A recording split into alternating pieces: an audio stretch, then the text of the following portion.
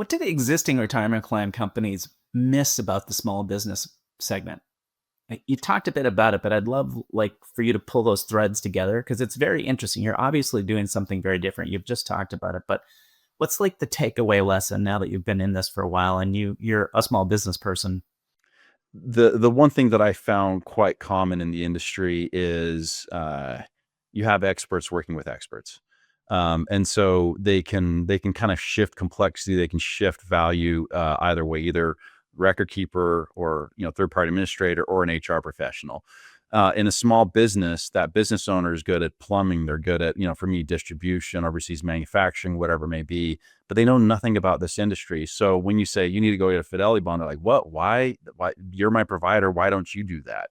And so we shift, the industry shifts too much of that responsibility onto the business because they expect that there's an HR professional there.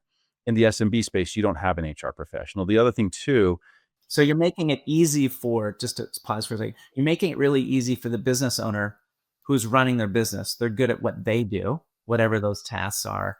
But our industry has so much complexity. We've been inadvertently or on purpose shifting it to them, which of course just creates huge walls and lots of friction. Did I get that right?